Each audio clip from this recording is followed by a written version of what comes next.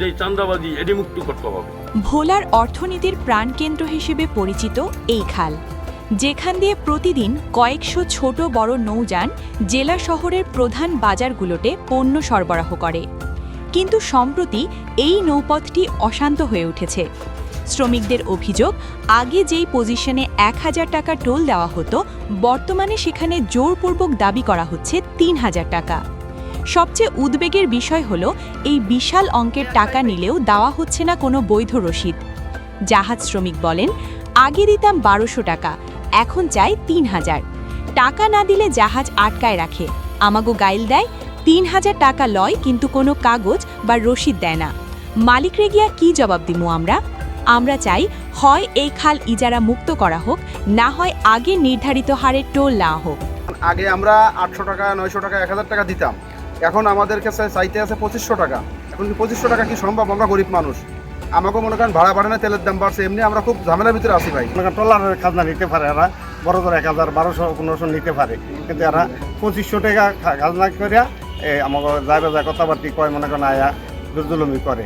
মহেশ যে ব্যবহার করে হ্যাঁ মনে করেন শরীরে সয় না, কারণ ও আমার লগে পরশু দিন বুধবার দিনও আমারে বলতে আছে যে 1000কে 100 টাকা করিয়া দিবি। নতুন করে বৈশাখের পরে হিরা রাখতেছে অন্য লোক আইসা বল প্রথম চাইছে আমার কাছে 3000 টাকা, তারপরে চাইছে হইল 2500 টাকা। এরপরে এটা লিয়ে অনেক কিছু আমাকে কোম্পানির সাথে কিছু কথা কাটাকাটি নিয়ে হয়। তারপরে এর সাথে এরা জোরপূর্বকভাবে আমার 1600 টাকা আর কি এরা ধার্য করছে। টোল দিছি 400 টাকা 500 টাকা, এর বড় ট্রলারে দিছে 700, তারপরে নিচে 800, এখন বলে চাইতে আছে 2500 টাকা এক ট্রলারে। তো আমি দেখলাম যে মুখী দেয়, কোনো রসিদ দেয় না কোনো মাঝিরে। 800 টাকার টাকা 2500 টাকা, এটা ধর না। খালের তো আমাকে তো আয় কম, তেলের দাম বেশি, জানো মুক্তি চাই। কাগজ মাগজ কিছু দেয় না, এখন আরো কমবো, এখন আরো বাড়ছে।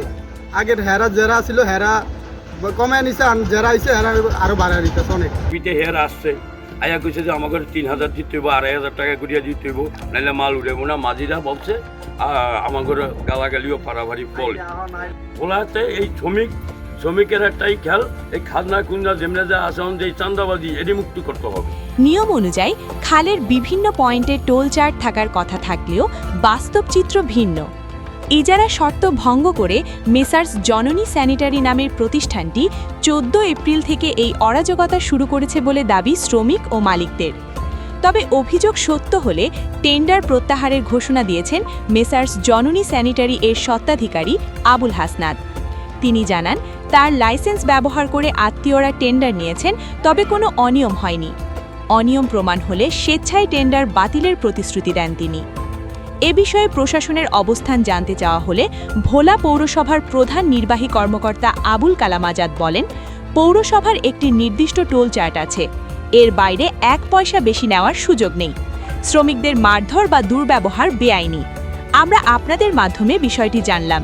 লিখিত অভিযোগ পেলে তদন্ত সাপেক্ষে ইজারা বাতিল করে নতুন টেন্ডার দেওয়া হবে। জেলা প্রশাসক কার্যালয় কর্তৃক নির্ধারিত টোলাদার রেট আছে, এটা ওখানে টানানোর ব্যবস্থা করা হবে একেবারে দৃশ্যমান স্থানে, এবং ইজারাদার তার এই টোল এবং খাজনা আদায় করার জন্য আদায় একটা রসিদ করবে, যেটা পৌরসভা থেকে সেল মোহর করে তাকে নিতে হবে, এবং যত টাকাই সে খাজনা বা টোল আদায় করবে তার বিপরীতে তার ইজারাদার স্বাক্ষরিত একটা বিবিধ আদায়ের রসিদ সংশ্লিষ্ট ব্যবসায়ীকে দিতে তিনি বাধ্য থাকবেন।